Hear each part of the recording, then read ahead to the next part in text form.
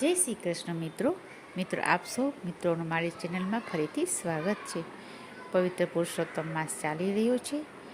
3 વર્ષે આવતો આ ધાર્મિક એક પ્રકારનો જેને કહીએ ને હિન્દુ માટે તહેવાર, તેનો લાભ જેટલો લેવાય તેટલો આપ સૌ લેતા રહેશો। જપ તપ ધર્મ દાન વગેરે કરવાનું અનેક ગણું પુણ્યનું ભાથું બાંધતા રહેશો। મિત્રો, આજની વિડીયોમાં આપણે અધ્યાય 20નો મહાત્મ્ય સાંભળશું। અત્યાર સુધી આપણે અધ્યાય 19માં સાંભળ્યું કે વાલ્મીકી ઋષિ રાજા દ્રઢધન્વાને તેના પૂર્વજન્મની કથા સંભળાવે છે।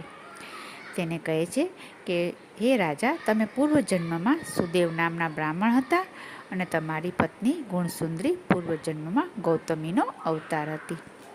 આ પોપટ જે તમને વારે વારે શ્લોક સંભળાવે છે તે તમારો પુત્ર સુખદેવનો અવતાર છે।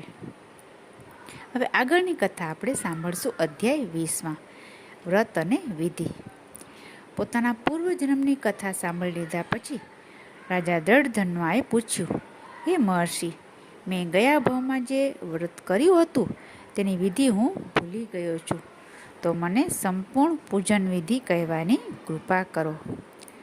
રાજાનો પ્રશ્ન સાંભળી વાલ્મીકી બોલ્યા, હે રાજા, પુરુષોત્તમ માસમાં સવારે વહેલા ઉઠી નિત્ય કર્મથી પરવારી ઈશ્વરનું ધ્યાન ધરવું, રવિવારે દાંતણ ન કરવું પરંતુ ચોખ્ખા જળથી 12 કોગળા કરવા, નિત્ય નદી કે પવિત્ર જળાશયમાં સ્નાન કરવું, ધોયેલા સ્વચ્છ વસ્ત્રો પહેરવા, તિલક કરવું, તિલકમાં શિવ પાર્વતીનો વાસ હોય છે, દર્ભ તથા ભગવાન વિષ્ણુના ચિહ્નો શંખ ચક્ર ગદા પદ્મ ધારણ કરવા, ગાયત્રીનો જાપ કરવો, પૂજન વિધિનું સ્થળ ગૌમૂત્રથી પવિત્ર કરી ગાયના છાણથી લીપવું, તેના ઉપર ઘડો કે કળશ મૂકી તેમાં સર્વ નદીઓના જળની ભાવના કરવી, ચંદન ચોખા અને પુષ્પોથી પૂજન કરવું, ત્યાર પછી કળશ કે ઘડા ઉપર તરભાણું મૂકી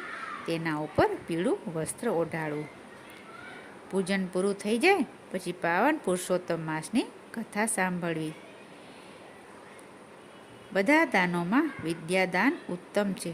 વિદ્યાર્થીઓને બને તો સહાય કરવી અને વિદ્વાનોને દાન દક્ષિણા આપવી।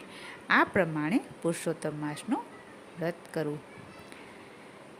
આવી રીતે વાલ્મીકી રાજા દ્રઢધન્વાને પુરુષોત્તમ માસની વ્રતનું વિધિ વિધાન કહી સંભળાવે છે।